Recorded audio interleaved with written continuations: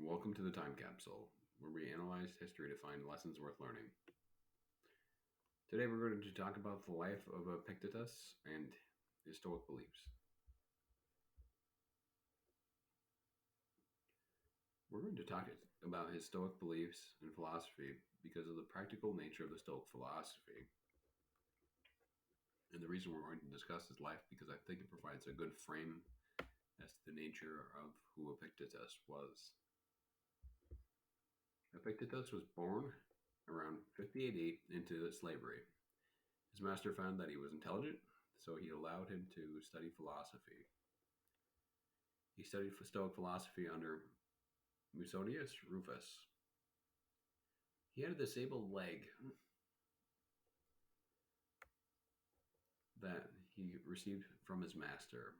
Many believe that his master broke it when he was young as a punishment. But there are other sources that say instead of that he was born disabled. Epictetus obtained his freedom sometime after the death of Nero in AD 68, and he began to study philosophy at Rome.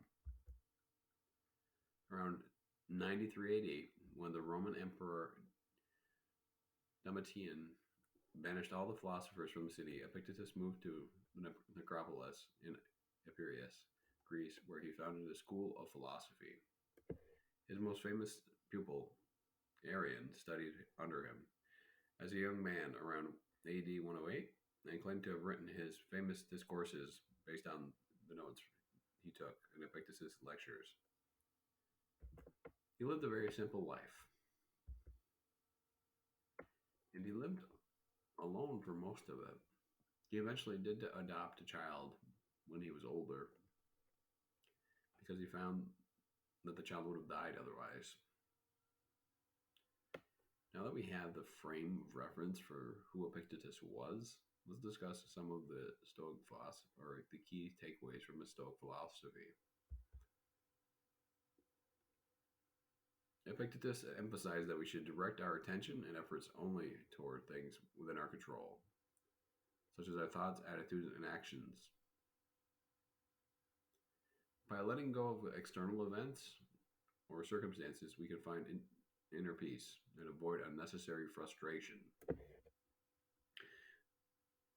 Epictetus taught the importance of accepting the realities of life as they were, and by embracing the present moment, including its challenges and difficulties, we can find serenity and work towards finding solutions rather than resisting or complaining about what we cannot change. So let me paraphrase some of those two key takeaways.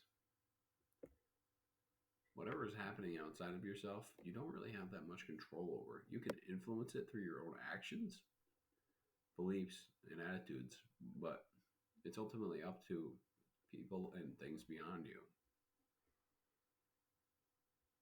By accepting that belief, and it is hard, I will admit, it will allow you the capacity to be able to be more peaceful. And by accepting that some things are just as they are, rather than feeling some emotional attachment to them. Because objectively, most things are neither good nor bad. They are only good or bad based upon your frame of reference.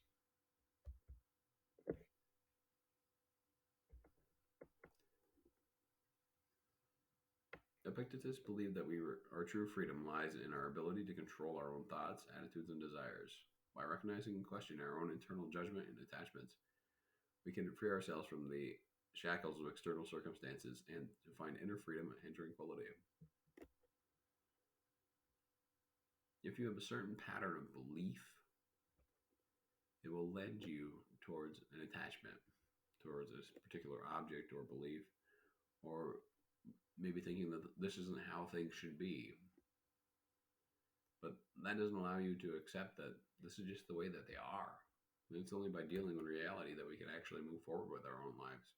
Because by holding on to some negative attachment, we won't move forward at all. And one of the last key takeaways that I'm going to list is Epictetus is emphasized the importance of lifelong learning and seeking wisdom.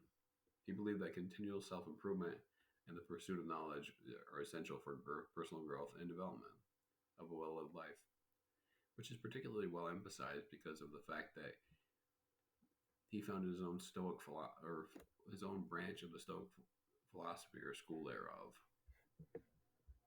Let me do it again. One more time.